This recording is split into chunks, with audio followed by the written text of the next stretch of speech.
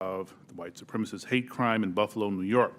The subcommittee has focused intently on that threat in both open and closed hearings.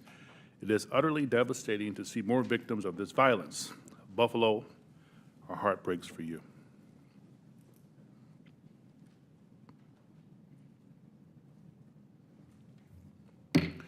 With that, I ask my colleagues to join, we will now turn to the business of this hearing.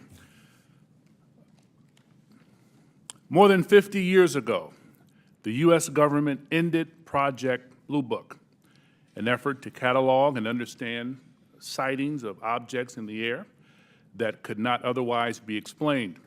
For more than 20 years, that project had treated unidentified anomalies in our airspace as a national security threat to be monitored and investigated. In 2017, we learned for the first time that the Department of Defense had quietly restarted a similar organization tracking what we now call unidentified aerial phenomena, or UAPs. Last year, Congress rewrote the charter for that organization, now called the Airborne Object Identification and Management Synchronization Group, or AIM-SOG. For short, today we will bring that organization out of the shadows. This hearing and oversight work has a simple idea at its core.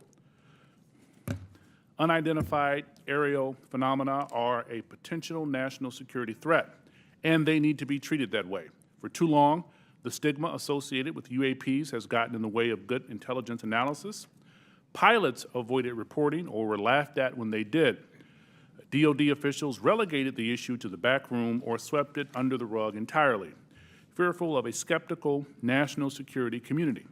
Today, we know better. UAPs are unexplained, it's true, but they are real.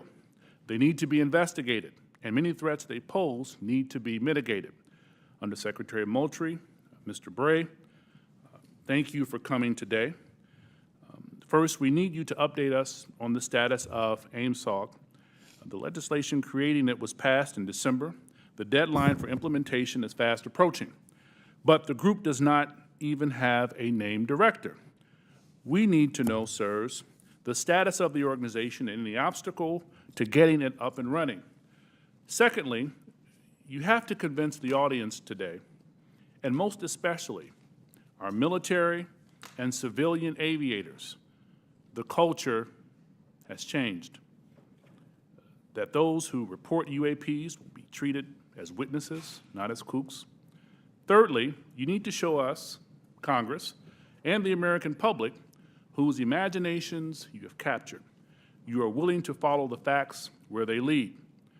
You know, we fear sometimes that the DoD is focused more on emphasizing what it can explain, not investigating what it can't. I'm looking for you to assure us today that all conclusions are on the table. One final note, we are mindful today that AIM-SOG is not starting from scratch. This is the third version of this task force in DoD, and civil society groups like the Mutual UFO Network, Mr. Corbell and others have been collecting data on this issue for years. I hope you'll explain how you can leverage the knowledge and experience of our prior work on this matter to move the AIM-SOG along. The last time Congress had a hearing on UAPs was half a century ago.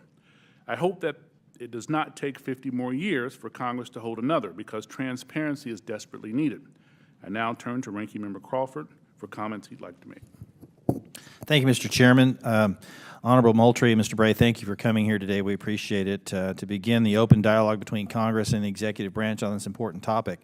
While this topic evokes creative imaginations of many, aside from all the hype and speculation, there are important underlying issues posed by UAPs. Despite the serious nature of this topic, I have to say I'm more interested in our understanding of Chinese and Russian hypersonic weapon development, or understanding why this administration was so slow to share actionable intelligence with the Ukrainians. However, inasmuch as this topic may help us better understand unknown activities of Russia and China, I am on board.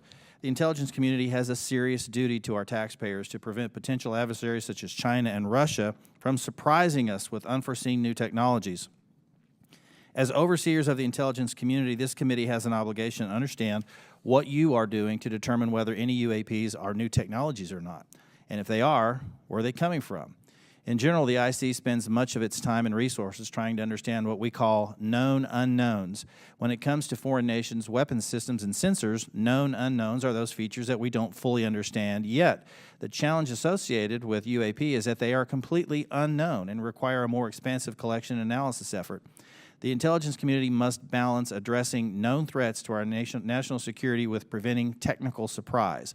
We must continue to follow the facts where they lead us and ensure that there are no technical surprises.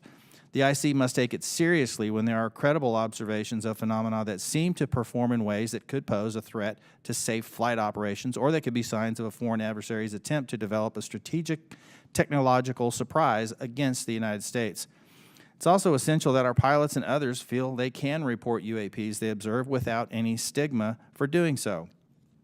This is the open, unclassified portion of our hearing. We'll have a closed, classified part later. It's important for the public to know that the classification of information exists to protect national security, not to try to hide the truth. When we're trying to determine if any UAPs are new technologies being developed by foreign governments, we are inevitably going to run into classified information about what new systems and technologies we do know are in the works here or abroad. But where information does not risk national security, it should be shared with our allies and the public when feasible. I hope that we can have your assurance to this end today. It's my hope that the intelligence community will continue to try to determine the nature of UAPs we've observed and will keep Congress fully apprised of all developments. I look forward to this hearing and continued dialogue and oversight with the intelligence community on this topic. And with that, I yield back. Gentleman yields back, and now I will turn to our distinguished chairman, Adam Schiff, for any comments he wishes to make. Thank you, Chairman Carson, for holding this open hearing on unidentified aerial phenomenon and for your leadership on this issue. Holding a portion of our discussion today in open session is critical to the cause of transparency and openness, which was Congress's intent in authorizing and funding this new task force.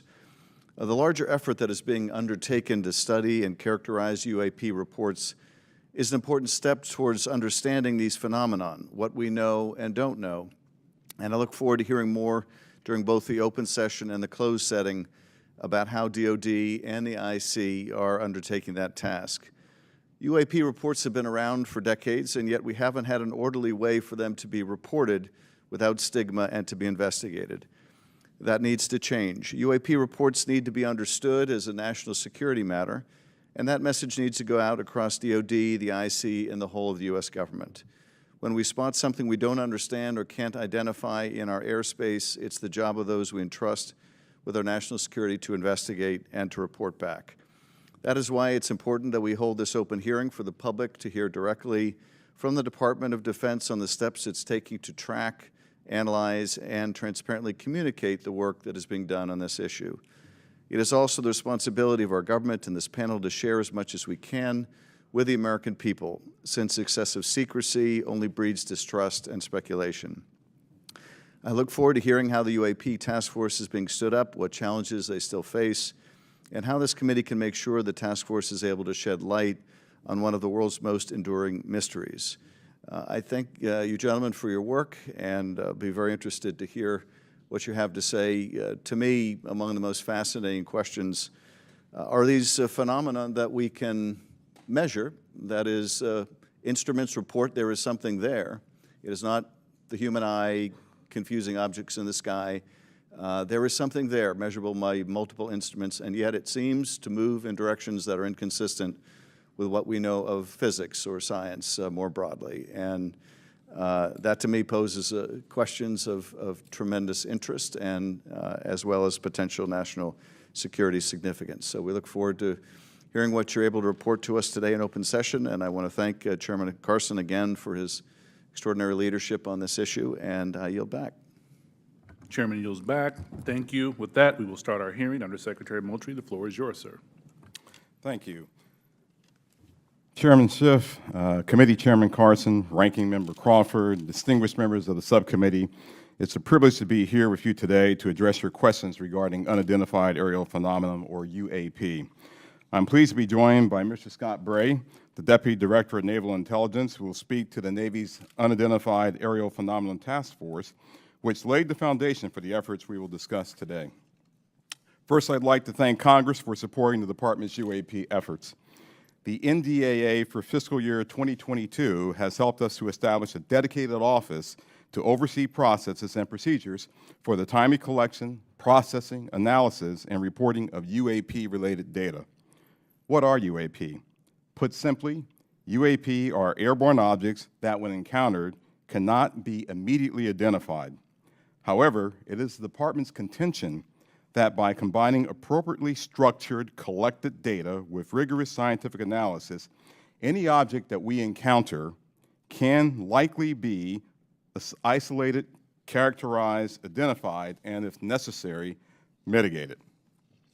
We know that our service members have encountered unidentified aerial phenomena, and because UAPs pose potential flight safety and general security risk, we are committed to a focused effort to determine their origins. Our effort will include the thorough examination of adversarial platforms and potential breakthrough technologies, U.S. government or commercial platforms, allied or partner systems, and other natural phenomena. We also understand that there has been a cultural stigma surrounding UAP. Our goal is to eliminate the stigma by fully incorporating our operators and mission personnel into a standardized data gathering process. We believe that making UAP reporting a mission imperative will be instrumental to the effort's success. The Defense Intelligence and Security Enterprise provides real-time support to our warfighters and mission personnel across all domains. To optimize the Department's UAP work, we are establishing an office within the Office of the Secretary of Defense. That office's function is clear: to facilitate the identification of previously unknown or unidentified airborne objects in a methodical, logical, and standardized manner. These goals will ensure that we are working closely with operational personnel on training and reporting requirements, developing data and intelligence requirements, standardizing and integrating processes and procedures for collection, operational surveillance, analysis, and reporting, leveraging our research and development capabilities to improve detection, characterization, and identification of UAPs, developing mitigating solutions and procedures, and identifying strategy and policy solutions. This effort will maximize collaboration and build upon already existing relationships with the Office of the Director of National Intelligence, the FAA, DHS, and the FBI. We are also committed to strong partnerships with the Department of Energy, NOAA, the DEA, NASA, and the national labs, and just as importantly, our international partners and allies. With regard to the importance of transparency, the Department is fully committed to the principle of openness and accountability to the American people. However, we are also mindful of our obligation to protect sensitive sources and methods. Our goal is to strike that delicate balance, one that enables us to maintain the public's trust while preserving those capabilities that are vital to the support of our service personnel. In closing, the Department is committed to this effort and welcomes the challenge. We thank you for your committed support and look forward to your questions.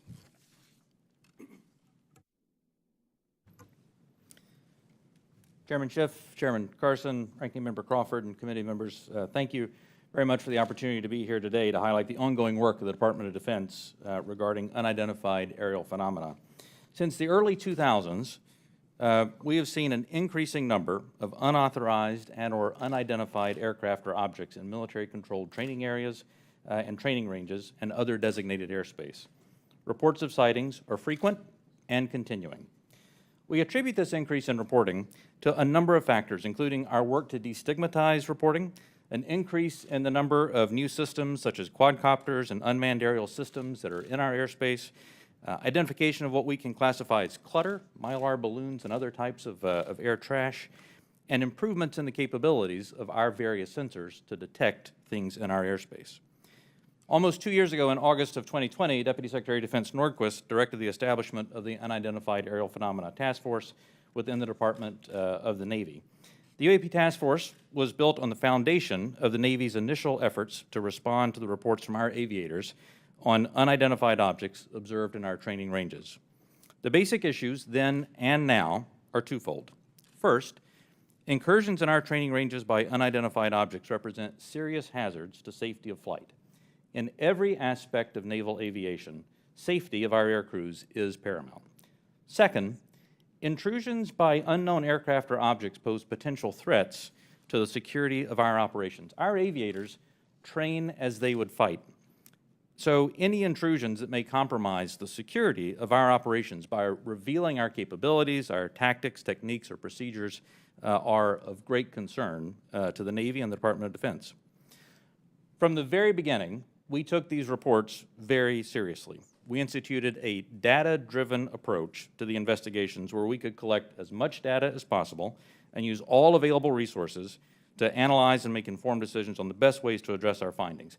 Our main objective was to transition UAP efforts from an anecdotal or narrative-based approach to a rigorous science and technology engineering-focused study.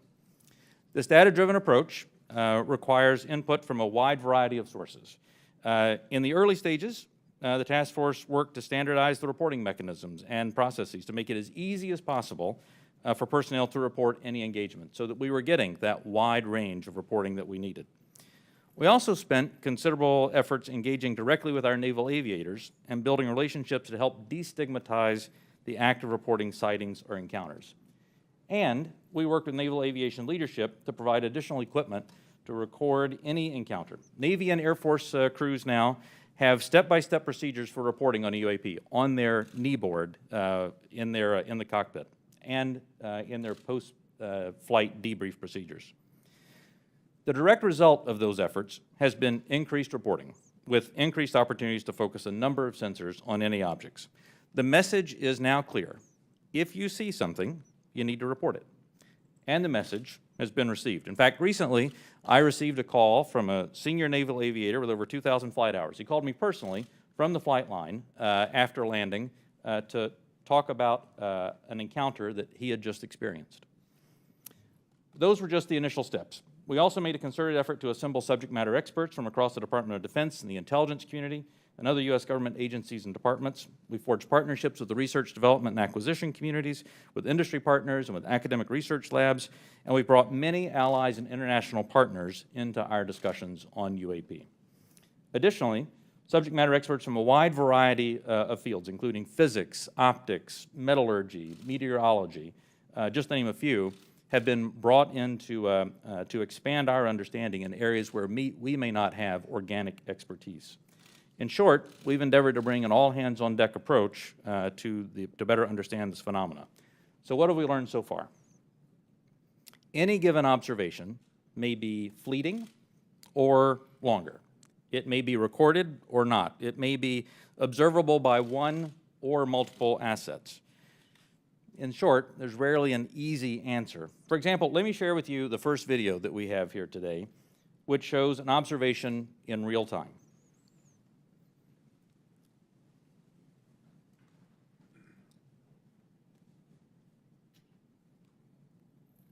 There it was. That's, in many cases, that's all that a report may include. And in many other cases, we have far less than this. As we detailed in both the unclassified and classified versions of the preliminary assessment released by the Office of the Director of National Intelligence last June, this often limited amount of high-quality data and reporting hampers our ability to draw firm conclusions about the nature or intent of UAP.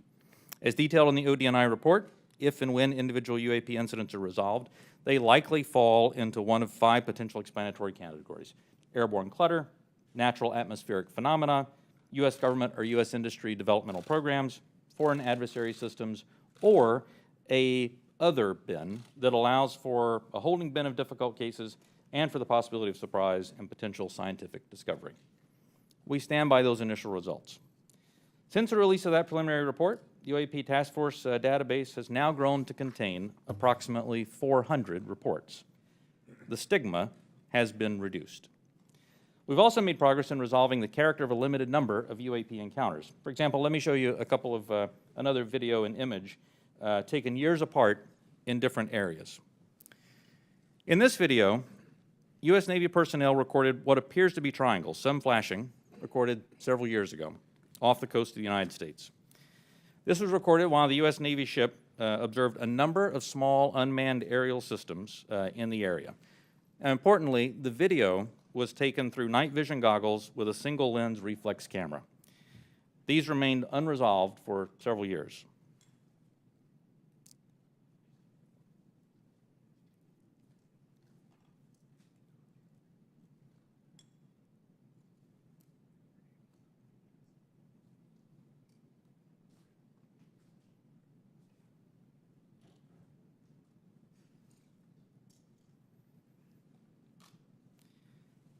Several years later, and off a different coast, U.S. Navy personnel, again in a swarm of unmanned aerial systems, and again through night vision goggles and an SLR camera, recorded this image. But this time, other U.S. Navy assets also observed unmanned aerial systems nearby, and we're now reasonably confident that these triangles correlate to unmanned aerial systems in the area. The triangular appearance is a result of light passing through the night vision goggles and then being recorded by an SLR camera. Now, I don't mean to suggest that everything that we observe is identifiable, but this is a great example of how it takes considerable effort to understand what we're seeing in the examples that we are able to collect. In this example, we accumulated sufficient data from 2 similar encounters from 2 different time periods in 2 different geographic areas to help us draw these conclusions. That's not always the case, though. We recognize that that can be unsatisfying or insufficient in the eyes of many. This is a popular topic in our nation, with various theories as to what these objects may be and where they originate. By nature, we are all curious and we seek to understand the unknown. And as a lifelong intelligence professional, I'm impatient. I want immediate explanations for this as much as anyone else. However, understanding can take significant time and effort. It's why we've endeavored to concentrate on this data-driven process to derive fact-based results. And given the nature of our business, national defense, we've had to sometimes be less forthcoming with information in open forums than many would hope. If UAP do indeed represent a potential threat to our security, then the capabilities, systems, processes, and sources we use to observe, record, study, or analyze these phenomena need to be classified at appropriate levels. We do not want potential adversaries to know exactly what we're able to see or understand, or how we come to the conclusions we make. Therefore, public disclosures must be carefully considered on a case-by-case basis. So what's next? We're concentrating on a seamless transition to the new organization, and future analysis of complicated issues of UAP issues will greatly benefit from the infrastructure, the process, and the procedures that we've developed to date. I'm confident that the task force under Navy leadership has forged a path forward that will allow us to anchor assessments in science and engineering by anecdotal evidence. We remain committed to that goal, as I know the USDI organization does as well. So thank you very much for your interest and continuing support for the UAP Task Force. The team's made a lot of progress, but we really are just establishing the foundation for the more detailed analysis that's yet to be done. And with your continued support, we can sustain that momentum necessary to produce data-centric analysis and understanding of the phenomena. I look forward to your questions. Thank you. Thank you, Mr. Bray. This is the 3rd version of this task force, and to be frank, one of Congress's concerns is that the executive branch in administration from both parties has been sweeping concerns about UAPs under the rug by focusing on events that can be explained and avoiding events that cannot be explained. What can you what can you say to give the American people confidence that you aren't just focusing our attention on low-hanging fruit with easy explanations? Congressman, I'll start, and then Mr. Bray, please feel free to weigh in. So the way that we're approaching this is with a more thorough, standardized methodology than what we have in the past. First and foremost, the Secretary of Defense is chartering this effort. This is not someone lower in the Department of Defense. And he has assigned that task to the Office of Secretary of Defense, the Undersecretary for Intelligence and Security, that's me, because I'm responsible for looking at intelligence matters, I'm responsible for security matters. This is potentially both. So when you start concerning ourselves with the safety of our personnel, the safety of our installations and bases, there's no other higher priority than what we have than actually getting after this.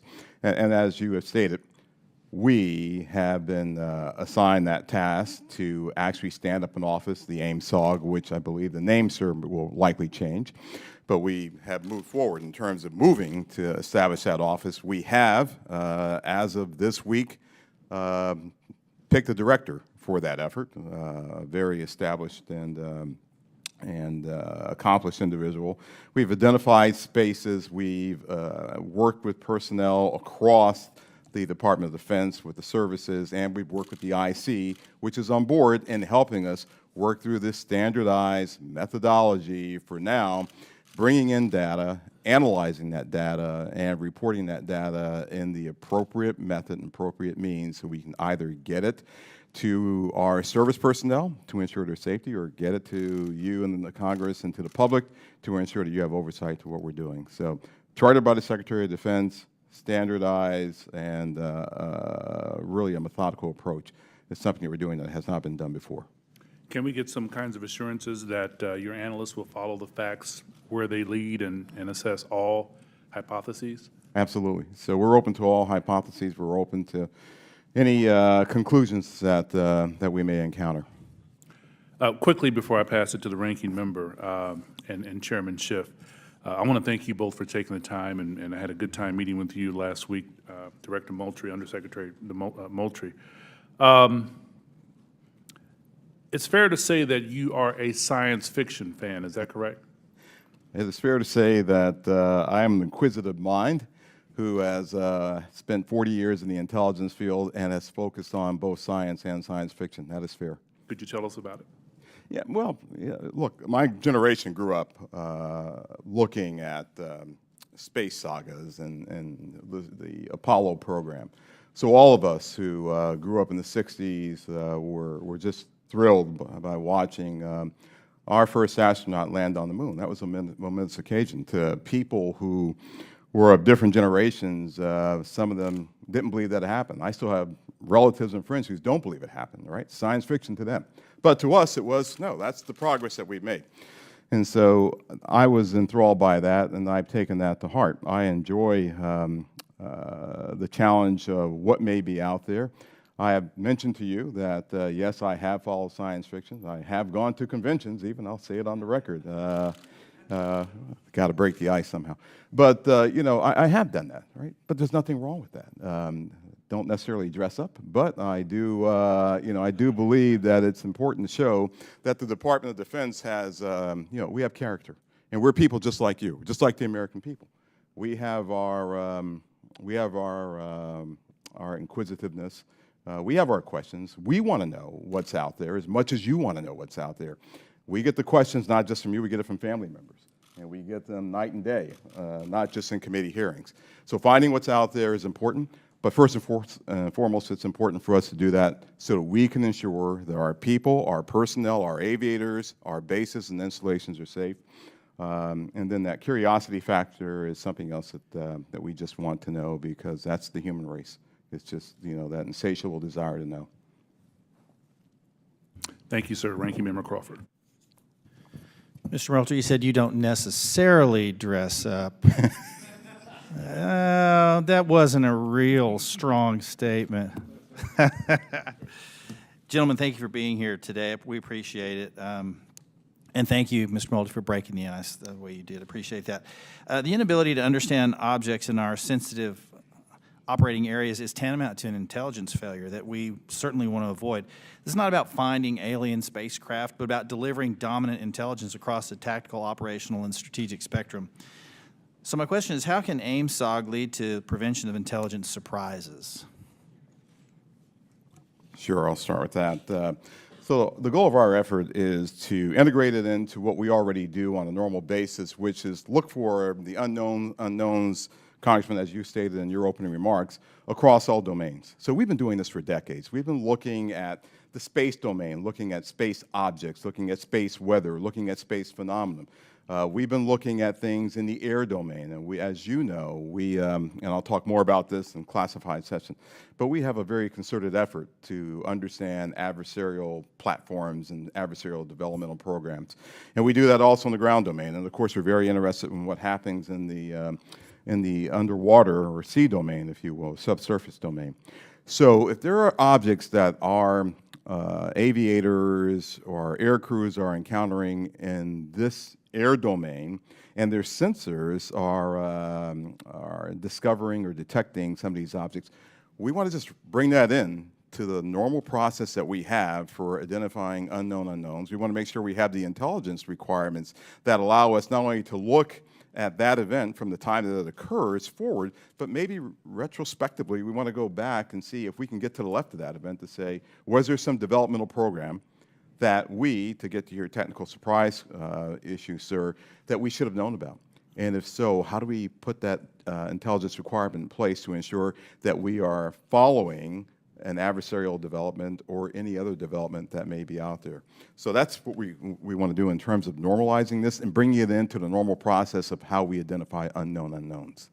So you mentioned fidelity, and I think it's important to talk about the relationship from the Navy as the lead agency on this. How do you interact with Space Force, Air Force to create that degree of fidelity? We're talking about sensors and so on, and I guess where I have some concerns that many of the images that we see commonly in this committee and even in open source, the resolution and the clarity that would allow a robust technical intelligence analysis is challenging. So is AIMSOG prepared to address the quality and quantity of data collected on UAP to advance intelligence collection? And do you have the adequate sensors you need to collect that high-quality data? One of the lines of effort that we have is looking at our sensor capabilities and to understand whether or not, as the video showed that Mr. Bray displayed, sometimes it's very fleeting data that we have on some of these objects. And we want to make sure that, one, our systems are calibrated to actually be able to collect on the objects. You know, our sensors today they're calibrated for specific things. We want to make sure they're calibrated for things of this nature, things of this size, things of this velocity, if I can use that term. We want to make sure that once we have that data is stored in some standardized method that we can then extract and that we can feed into our system real time. So we do not want this to take some prolonged period of time for us to get that data. But our goal is absolutely to have that high fidelity information that we get from all sensors, and we want to be able to integrate that with what we may have off of ground-based sensors. So whatever we may have on a platform, whatever we may have on the ground, whatever we may have from other sensors that we may have in different domains, we want to be able to integrate that all and get this integrated picture as we would, as I said, with any other unidentified objects or things that we are tracking as a part of our normal intelligence responsibilities. Thank you. Last question, Mr. Bray, if you would. I'm a Navy pilot. I've encountered a UAP. Walk me through the reporting protocol once I see something that I think needs reported. The first thing that aviator would do after landing as a part of their normal debriefing is they would contact their intelligence officer. Their intelligence officer would then walk them through first filing a data preservation to ensure that whatever sensor data may be on the aircraft, that we preserve that so that it's available for later analysis. Second, they would actually fill out a form that includes details like where they were operating, altitudes they were operating, speeds, what they observed, whatever sensor data they may have recorded from that.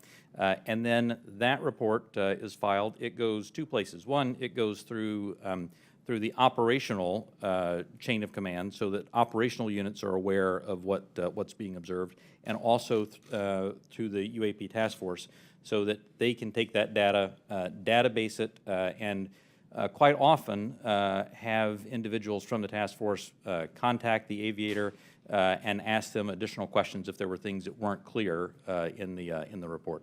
That then goes into a database where we begin to compare it with other observations that we have, again, comparing for locations, comparing for altitude, speeds, shapes, if any RF emissions were detected from the platform, all of that so that we can try to reach some conclusions on that.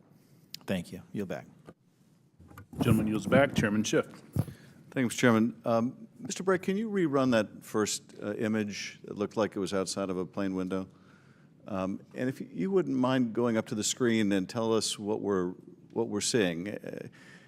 Not that you can necessarily tell us what we're seeing, but Right. explain what we should be looking at in that first image. Absolutely. And Alexi, what I'll ask is if you can stop it at a certain point.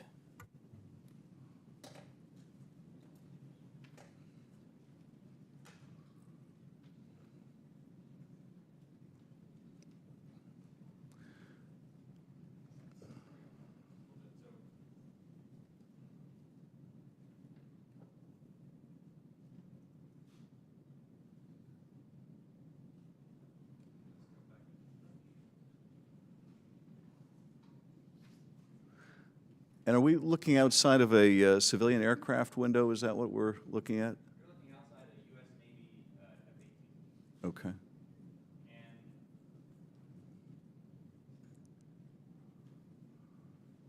great, shows how difficult the analysis is. Go just a little farther forward, Alexi.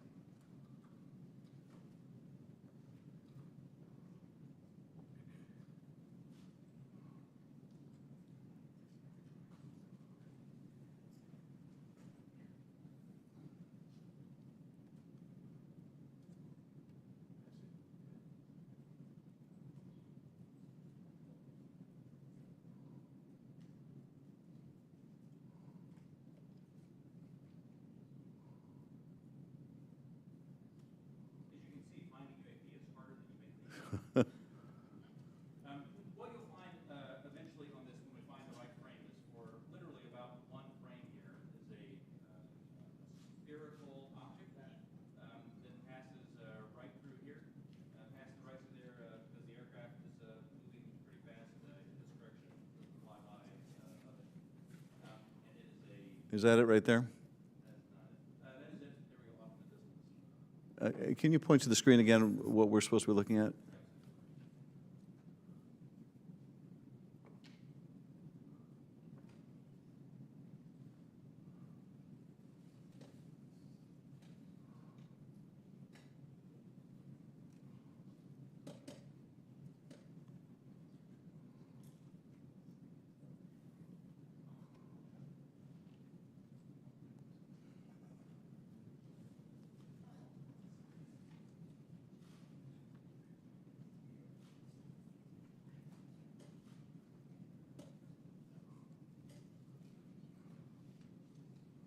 Is right. Okay, if you could stop that frame. That's not the one. No, it's not the one.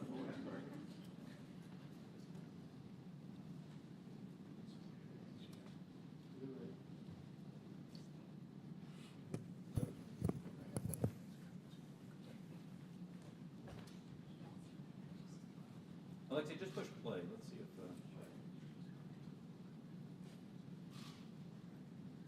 Here's what you'll see coming up right here is there it went. Now back up just a spherical object right here. It zooms by the window right in this area right there. There we go. Could you see that part right there again going by? I think we're having a hard time stopping it in the right spot.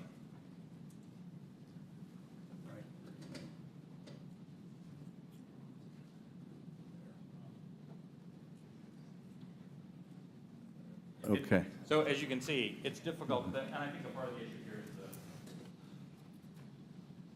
is the laptop we're working with is not as easy for stopping that video in the right We'll- spot. We'll describe what we have seen in that. What are we observing? What you see here is aircraft that is operating in a U.S. Navy training range that has observed spherical object in that area, and as they fly by it, they take a video. You see it looks reflective in this video, somewhat reflective, and it quickly passes by the cockpit of the aircraft. And is this one of the phenomena that we can't explain? I do not have an explanation for what this specific object is. And is this one of the situations where it is, that's the object that we're looking at right there? Thank you. And is this a situation where it was observed by the pilot and it was also recorded by the aircraft's instruments? We'll talk about the multi-sensor part in a later session. But in this case, we have at least that. In the Director of National Intelligence 2021 unclassified report, the ODNI reported 144 UAPs between 2004 and 2021, 80% of which were recorded on multiple instruments. And I take it, with respect to some of those, you had a pilot seeing them if it was observed by a pilot, Right. and you had multiple instruments recording it. So you really have three sensors, the human sensor and two technical sensors detecting the object, is that? For the majority of incidents that we had in the last year's report, the majority had multi-sensor data. When I talk about the 400 reports that we have now, that number will certainly go down because a lot of those new reports that we have are actually historic reports that are narrative-based. So that percentage will go down just as a factor of the fact that the destigmatization has resulted in more narrative reports. And that's the object we're looking at right there now, right? That's it right there. Okay.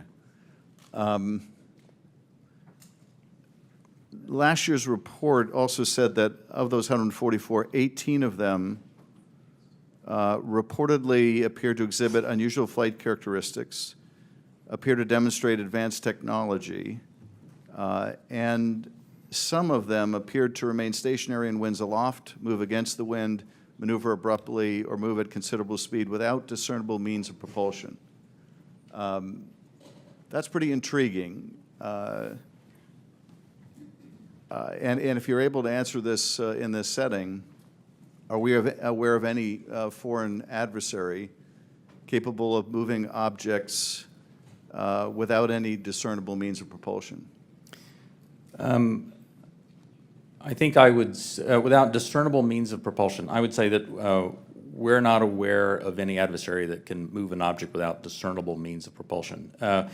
The question then becomes, in many of these cases where we don't have a discernible mean of propulsion in the data that we have, in some cases there is likely sensor artifacts that may be hiding some of that. There's certainly some degree of something that looks like signature management that we have seen from some of these UAP, but I would caution, I would simply say that there are a number of events in which we do not have an explanation, in which, and there are a small handful in which there are flight characteristics or signature management that we can't explain with the data that we have. We'll continue, those are obviously the ones that are of most interest to us. Earlier when we asked about how you avoid technological surprise, the biggest way you avoid technological surprise is by collecting this type of data and by importantly calibrating the assumptions that you go into with how you do that analysis. I'll tell you, within the UAP task force, we have one basic assumption, and that is that generally speaking, our sensors operate as designed. And we make that assumption because many times these are multi-sensor collections. We make no assumptions about the origin of this or that there may or may not be some sort of technology that we don't understand. That's, I think, the key to avoiding technological surprises by calibrating those assumptions. And finally, with respect to the second two videos showing the small triangles, the hypothesis is that those are commercial drones that, because of the use of night vision goggles, appear like triangles. Is that the operating assessment? Some type of drone, some type of unmanned aerial system, and it is simply that light source resolves itself through the night vision goggles onto the SLR camera as a triangle. And have we, in order to prove that hypothesis, flown a drone and observed it with that same technology to see whether we can reproduce the effect? The UAP Task Force is aware of studies that have done that. Okay. Thank you, Mr. Chairman. I yield back. The gentleman yields back. Dr. Winstrup. Thank you, Mr. Chairman. Thank you all for being here. My first question is, through this process where there's been sightings, have the sightings been stationary, or have they always been sighted from a moving object, from a plane or a ship that may be moving? have these reports ever come from a stationary object being observed in the sky? The UAP Task Force does have reports from stationary, reports from a stationary observer. Because there's a difference observing something when you're moving as Right. well.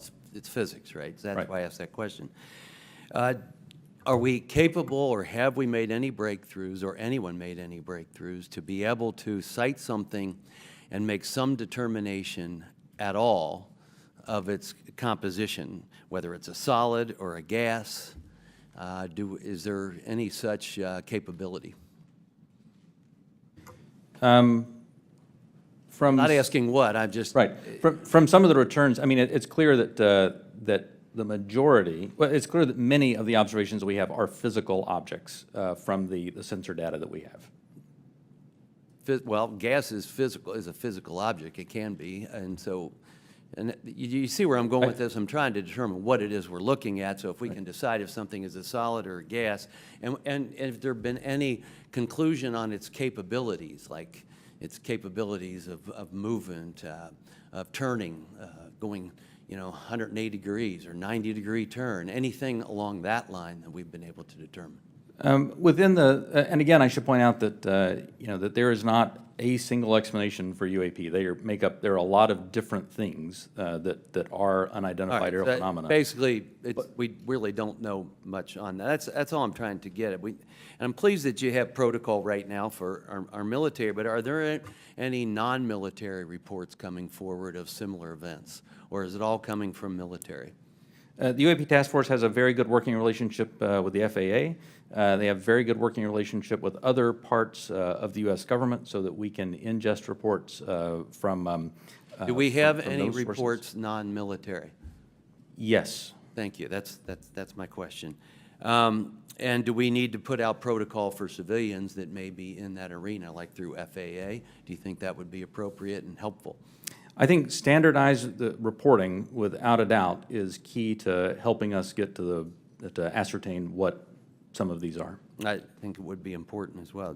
Do we, there are other people besides the U.S. that have had these experiences and reported them? Is that correct? There are, that's correct. Is it all of our allies, or is it allies and adversaries? What have we learned publicly? So some of that, I think, sir, we'll save for closed session. Well, that goes to my next question. Publicly, have others made anything which would not have to be considered closed? I don't want you to answer what they've said necessarily. Allies have seen these. China has established its own version of a UAP task force, so clearly a number of countries have observations of things in the airspace that they can't identify. And do we share data with some, with all?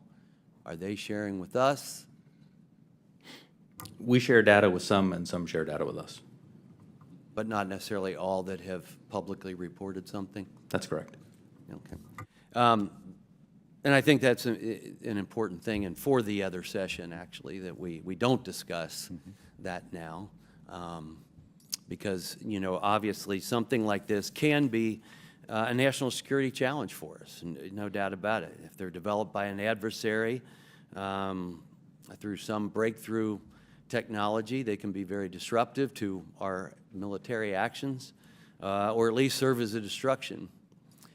So my caution would be careful who we share our data with, and don't necessarily trust some of the data we may get from someone else.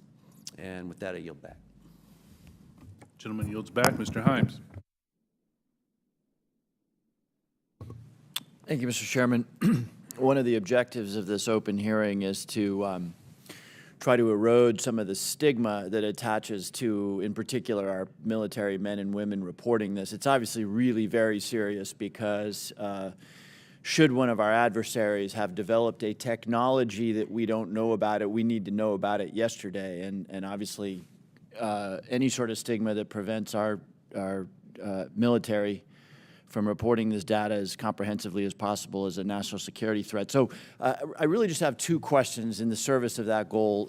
The first is, the chairman asked that we run that video again. Most people, when they see a video, we're all used to seeing things from a car seeing things from a sidewalk. Very few people have the experience of observing something through night vision goggles at Mach 1.5. So just talk for a minute about, if you would, whichever of you is most appropriate, how radically different observation is at high speed in 3D than it is for most of us who walk around and drive cars. So the first thing I think that's important to note about this is there are lots of things when you are moving very fast and an object is between you and a stationary reference point like the ground, it gives a lot of different impressions about how quickly something is or isn't moving. And it actually means that it is a challenge, especially with narrative-based data, to get a lot of information on that. That's why the sensor data is so important, because things do happen very quickly, as you see there. And sometimes things that happen very quickly, something may be moving very slow. That aircraft is moving quite fast. How fast that object is moving that goes by is probably very slow. So I guess my point is that an observation, either a visual observation or a electronic observation, infrared or whatever, looks radically different than it does to most people. Even instruments are on gimbals and that sort of thing, so that creates a very unusual view to, again, those of us who are used to seeing things in 2 dimensions largely. And second question. I think, Mr. Bray, you said something that I want to unpack a little bit. A number of these UAPs, you said, we can't explain.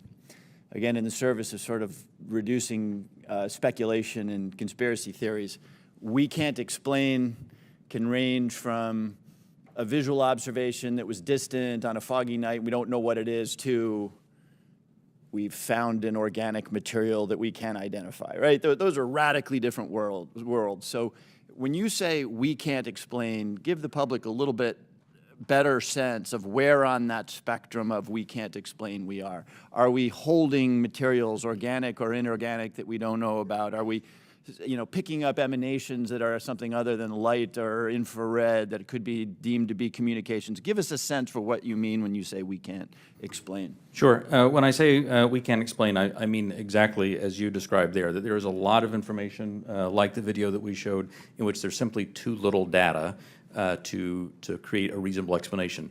There are a small handful of cases in which we have more data that our analysis simply hasn't been able to fully pull together a picture of what happened. And those are the cases where we talk about where we see some indications of flight characteristics or signature management that are not what we had expected. When it comes to material that we have no material. We have detected no emanations within the UAP task force that would suggest it's anything non-terrestrial in origin. So there's, when I say unexplained, I mean everything from too little data to the data that we have doesn't point us towards an explanation, but we'll go wherever the data takes us. Again, we've made no assumptions about what this is or isn't. We're committed to understanding these, and so we'll go wherever that data takes us. Thank you. That's very helpful, and so I think it bears emphasis. When you say we can't explain, everything that you can't explain is in a bucket called data. Is that correct? And that would mean data collected by sensors, visual observations, everything that we can't explain, quote unquote, is in a bucket called data. Right. A narrative report from the early 2000s, if it just had a little bit of information on it, would be in our database and it would be unresolved. I would add to that, it's insufficient data. I mean, that's one of the challenges we have. Insufficient data either on the event itself, the object itself, or insufficient data or plug-in with some other organization or agency that may have had something in that space at that time. So it's a data issue that we're facing in many of these instances, Congressman. Understood. Thank you very much. Yield back. Gentleman yields back. Mr. Gallagher. Thank you, Mr. Chairman. Thank you for allowing me to join this hearing. I really appreciate the witness's testimony. Mr. Moultrie, as the chairman mentioned, DoD had an initiative to study UFOs in the 1960s called Project Blue Book. It's also been well reported in our briefing and in other places that we have more recent projects, specifically ATIP.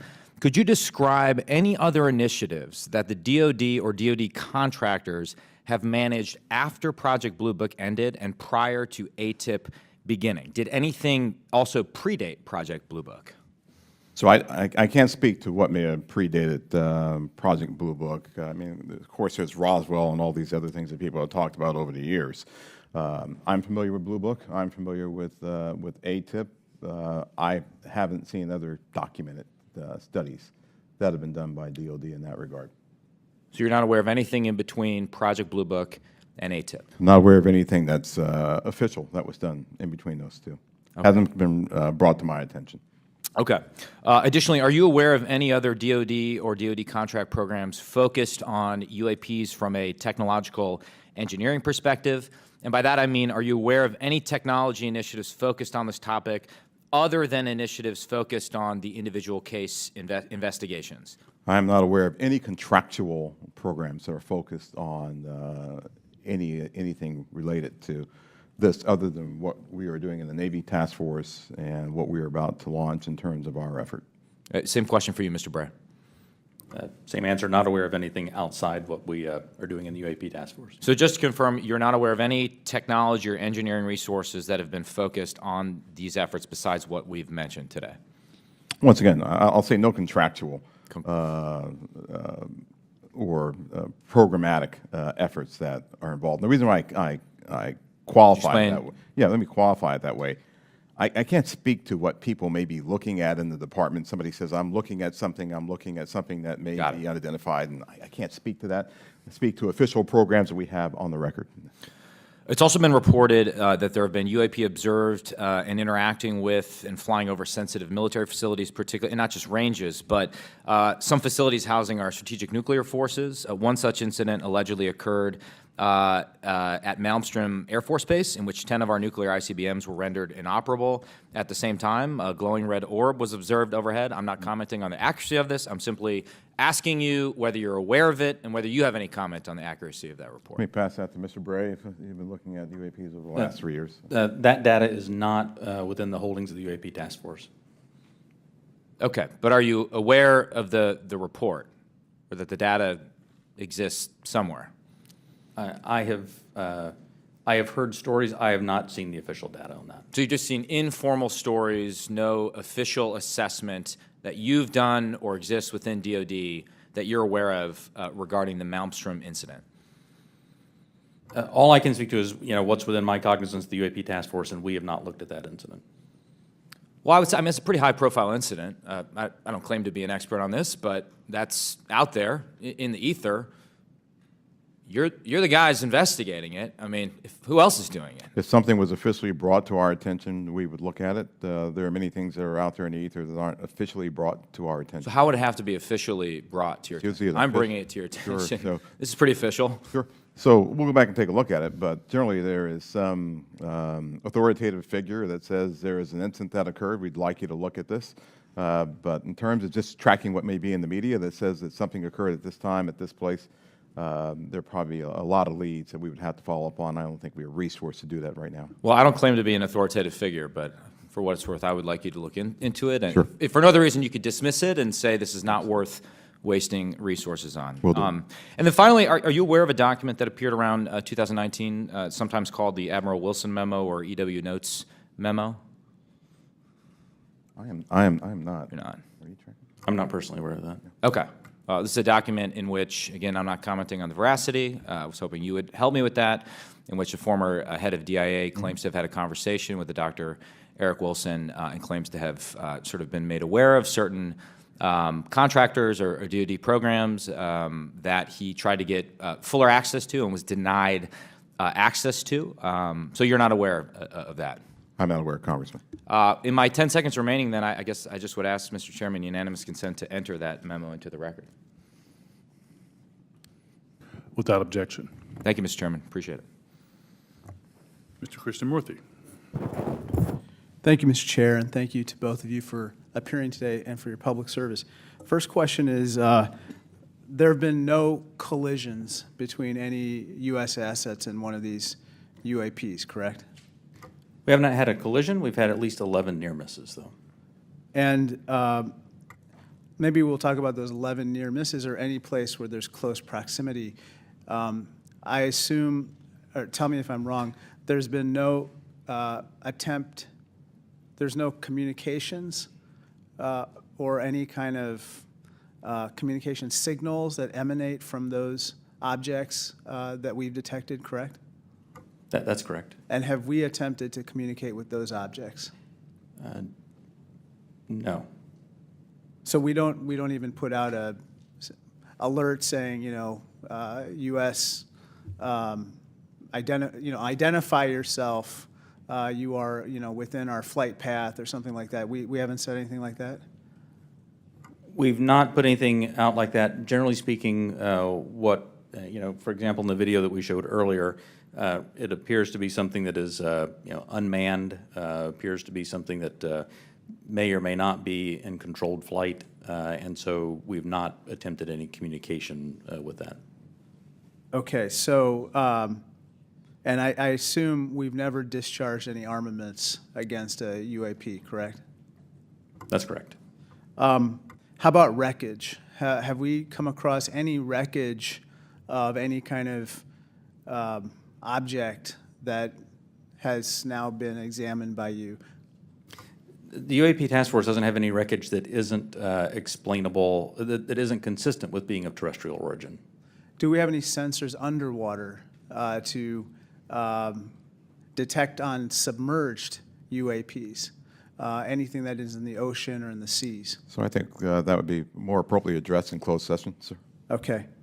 I think one of the biggest questions that I have is, we say with a lot of probability, we say they, quote unquote, probably do represent physical objects, close quote. When we say probably, is that because we cannot conclusively say that they are physical objects? In the task force report, when I say probably represent physical objects, most of them represent physical objects. There could be some that are more of a meteorological phenomena, something like that, that may not be a physical object in the sense that most people think of something you could go up and touch. But the ones where you say most of them represent physical objects, can you say that they are definitely, like with 100% certainty, that they are physical objects? I can say with certainty that a number of these are physical objects. Okay, so we can't rule out that some of them may not be physical objects. So, some certainly could be a sensor anomaly or something like that.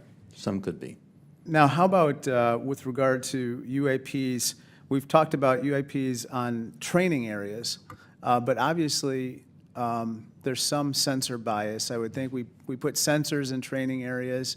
How about with regard to non-training areas?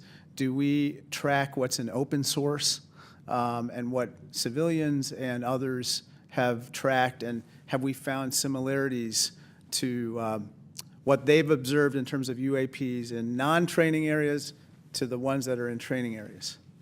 The UAP task force has worked very hard to make sure the data set that we're working with is a data set that we have very good control over that data.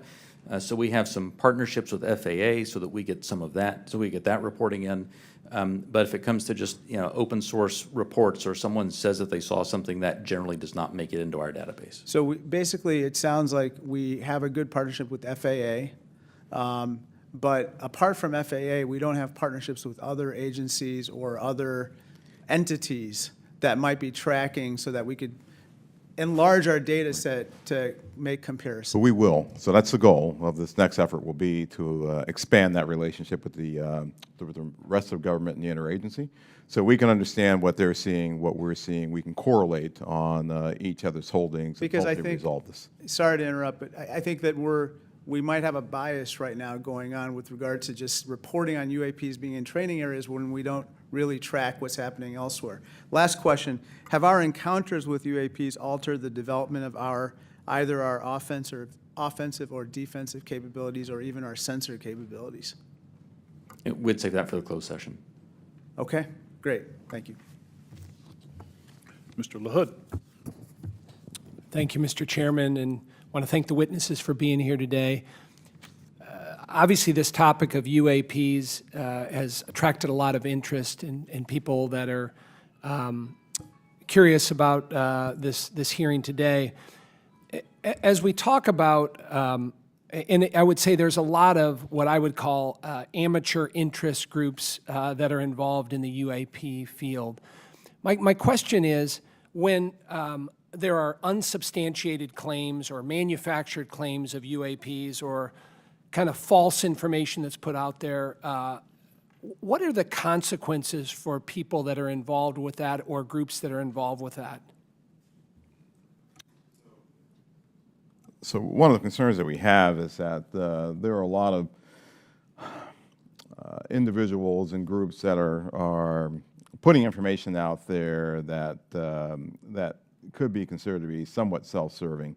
We're trying to do what's in the best interest of, one, the Department of Defense, and then two, what's in the best interest of the public, to ensure that we can put factual-based information back into the mainstream and back into the bloodstream of the reporting media that we have, so people understand what's there.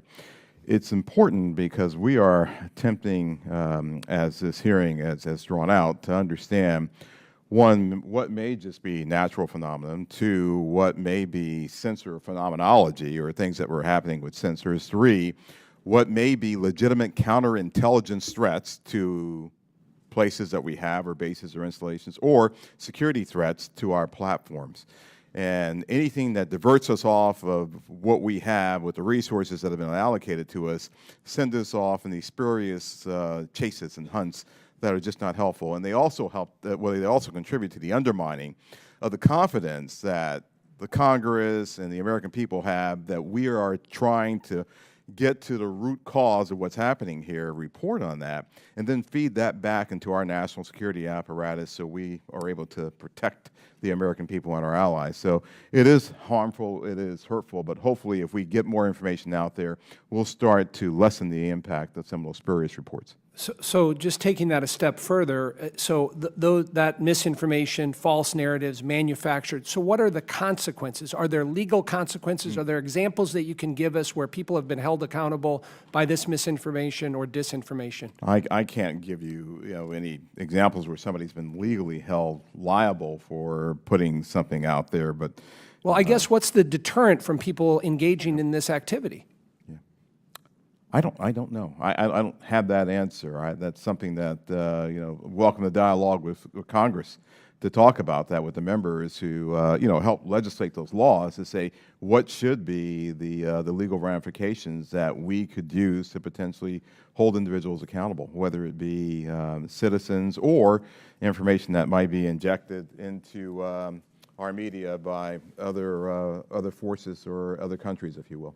And in terms of DOD's review and analysis in this field, I mean, is there a standard in place when it comes to UAPs? I mean, is there any guidance you look to that's codified in law or otherwise within DOD that kind of sets out the standards for UAPs and what to look for? I think that's part of what the group that we're standing up now will be chartered to do. We're actually, from my organization, we'll be looking at policy and standards that we have to come to you and work with you to actually put in place and promulgate across our government.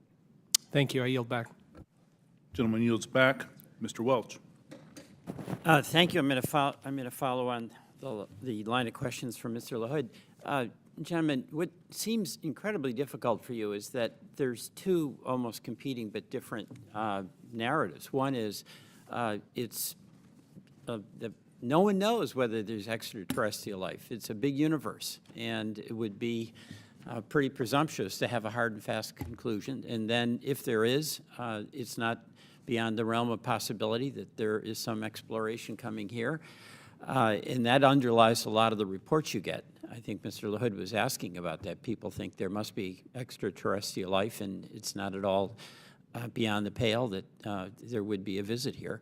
On the other hand, as the DOD, you have the responsibility to make sure that our national security is protected, and that if there are surveillance drones or active drones that can disable our systems, that has to be analyzed, has to be stopped. So how do you divide how do you separate your responsibilities where you get all these reports from folks who maybe in good faith, maybe not, believe that you should be investigating every possible report of a extraterrestrial incident. I'll start with you, Mr. Moultrie. Sure, indeed, Congressman, and thank you for the question. It's important that we, as a part of this effort, really build out the relationship that we have with others, including NASA, and for the reasons that you just pointed out. So there are elements in our government that are engaged in looking for life in other places, and they have been doing that for decades, right? They've been searching for extraterrestrial life. There are astrobiologists who have been doing this too. We're a part of that same government, and so our goal is not to potentially cover up something if we were to find something. It's to understand what may be out there, examine what it may mean for us, if there are any, from a defense perspective, any national security implications or ramifications, but then to work with organizations as appropriate, if it's a weather phenomenology with NOAA, if it's a potential for extraterrestrial life or an indication of extraterrestrial life with someone like NASA. So the transparency actually is very important. Completely. For public consumption. Completely. But we're going to have a classified briefing, and without going into the details of what kinds of secrets that we can't share here, what is it? What are we protecting? I don't know if you can answer this question in this open forum, but in fact, your perception of what it is we have to, quote, protect. So I think right now what's really important for us to protect is how we know certain things. So there are a lot of things that we know, whether it be about the thinking of other leaders around the world, the weapon systems that are being developed, or how we detect things that may be threats to us. Many of those things are the result of some of our most sensitive sources and methods, and we'll use those things not just for this effort, but those same sources and methods are used to help protect us from adversaries and from others who might mean to do us harm. There aren't separate UAP sensors. There's not a separate UAP processing computer. There's not a separate UAP dissemination chain or whatever. So it's the same process. It's the same system that we have that helps us do all that. We need to protect that because this is something that we're looking at, but we're sure there are going to be other things that we'll look at in the future that will need those same sensors, we'll need those same sources and methods to help us do. So we're protecting the fact of that this nation has developed capabilities that enable us to know what may be threats to us and to counter those threats before they become something of a national issue. Thank you very much. I want to thank both you, Mr. Bray, and you, Mr. Moultrie, for your appearance today. I yield back. Gentleman yields back. Gentlemen, beyond videos, is there a range of other information that the executive branch has that would be valuable to the American people while protecting sources and methods, obviously? The details of individual encounters, including the time, place, and details of an encounter. And does the AIMSOG have a clear and repeatable process for considering public release as part of the process? Chairman Carson, And do you commit to building that process if it's not in place? the UAP Task Force, the security classification guide that the UAP Task Force has been operating under that I approved really was meant to protect those sources and methods and meant to protect any knowledge that an adversary intelligence entity may gain from understanding what we're tracking, how we track it, or when we're tracking it, or if we're not. And so that has been an important piece in the balance between transparency and preserving our warfighting advantage, because the U.S. military does train as it would fight. What I will commit to is, at least for that material that's under my authority as the Deputy Director of Naval Intelligence, for information that we have when it does not involve sources and methods, and when we can, with a reasonable degree of confidence, determine that it does not pose a foreign intelligence or national security threat, and it's within my authority to do so, I commit to declassifying that. So I believe very much in the transparency of this, and we work very hard to balance that with our national security needs. And I'll just add, Congressman, just over the last 3-4 months, I think that the intelligence community and the national defense apparatus have disclosed more information on various events than it has in probably the previous 10 years. You have our commitment to work closely with the Director of National Intelligence and others in the declassification and downgrading of intel apparatus to ensure that we can get whatever information that we can out to the American people and to the public writ large. Greatly appreciated, sir. Ranking Member Crawford. Thank you, Mr. Chairman. Representative Stefanik is en route, I believe, just real quickly, but in the interim, if I could, if you'll indulge me, I just have a couple of real small questions. One is, do we have an example? Can you cite a specific example of an object that can't be explained as having been human-made or natural? I mean,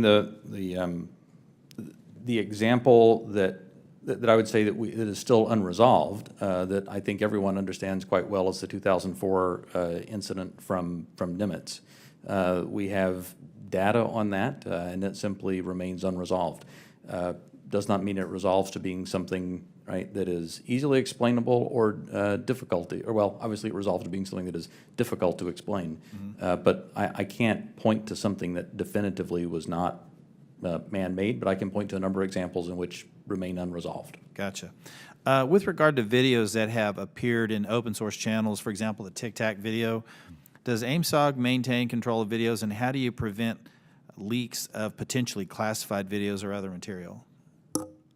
So the AIMSOG, as we establish that organization, we will have a process for classified and compartmented holdings, and we will find a way of getting positive control over those. We have our sensitive access programs and special access programs that allow us to put what we call SAPs around things, and then there's controlled access programs that allow us to put caps around things.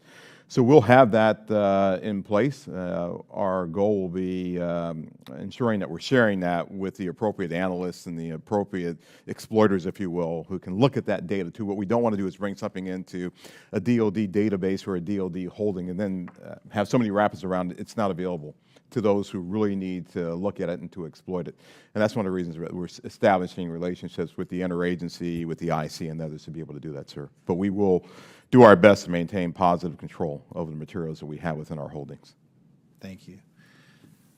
Chairman Schiff. Thank you, Mr. Chairman. Just going back to the 2021 report, under the category of UAP appear to demonstrate advanced technology, those 18 incidents in which some of the UAP appear to remain stationary, winds aloft, move against the wind, maneuver abruptly, or move at considerable speed without discernible means of propulsion. It goes on to say, in a small number of cases, military aircraft systems processed radio frequency energy associated with UAP sightings.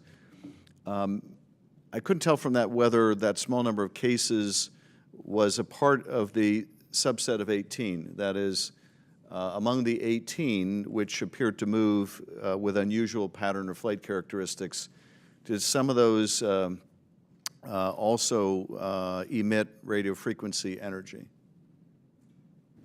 I would have to check with our UAP task force on that.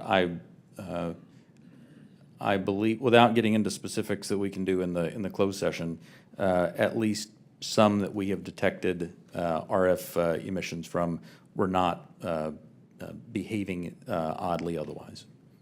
And the significance of measuring that radio frequency energy is what? That we suspect that this was some form of aircraft in which there were radio transmissions? The biggest thing that you're looking for there is any indication of an effort to jam whatever sensors that we may have looking at it.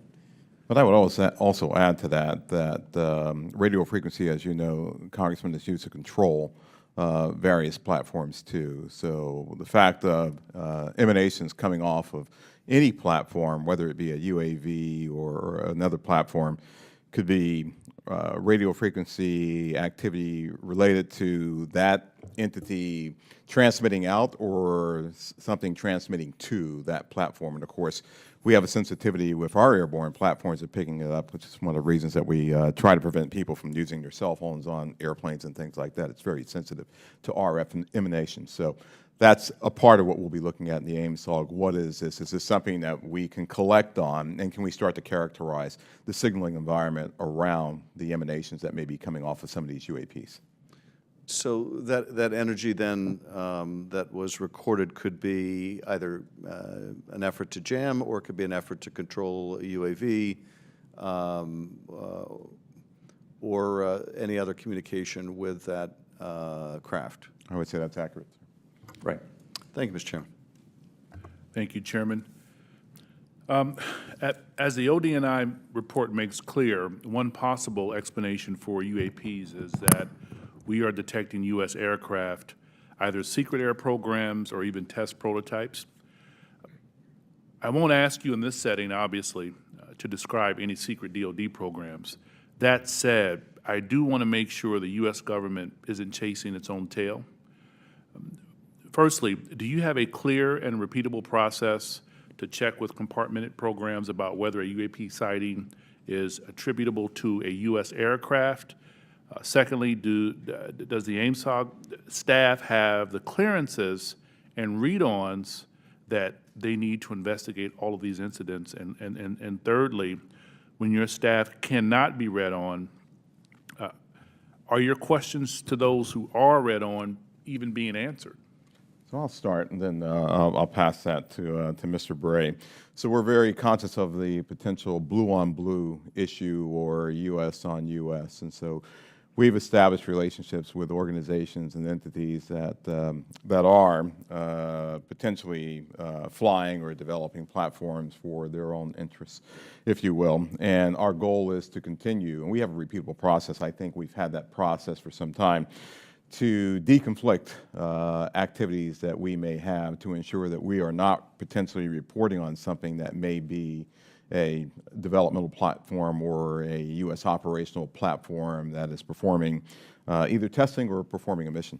So we will have that in place. We've already had those discussions with organizations and entities.